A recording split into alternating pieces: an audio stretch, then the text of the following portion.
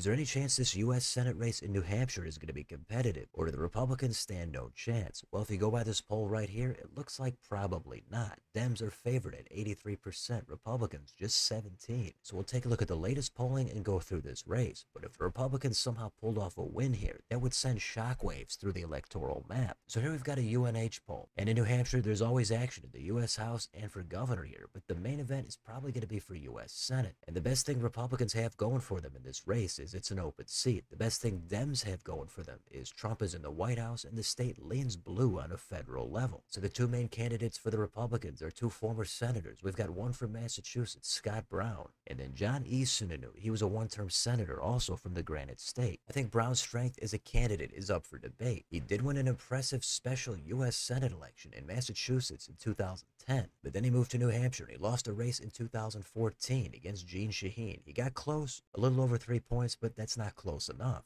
Now here we are more than a decade later. It seems like Republicans are trying to recycle some past candidates. Brown is always going to face accusations of being a carpetbagger. And Sununu, he took a loss of his own in the Senate to Gene Shaheen in 2008. So Shaheen, who is retiring, has beaten both of these two frontrunners. It does say Sununu leads Brown among self-described conservatives, 52-27, and libertarians, 50-11. Moderates are split, 38 going for Sununu and 34 for Brown. And Sununu has better name ID. Of course, the Sununu name runs deep in New Hampshire. The net favorability ratings with Republican primary voters are plus 39 for Sununu. And with Scott Brown, it's lower. It's just plus 21. And if we go down here and look at the head-to-head horse race, on the right, we've got Sununu in the lead at 48%. Scott Brown is at 25. Another 26 are undecided. And Brown has actually ticked down 2 points since November. And Sununu has gone up 8. I haven't closely followed the campaign here, but it doesn't look like Scott Brown is going to be able to pull this one out. It's definitely not the bluest state out there. It's going to be the reddest one in the Northeast. But Republicans tend to thrive here in state politics, not federal. And whichever of these two wins is likely to go up against Democrat Chris Pappas. He has a commanding lead at 65% in his primary. If Pappas ended up losing in November, I think that would be a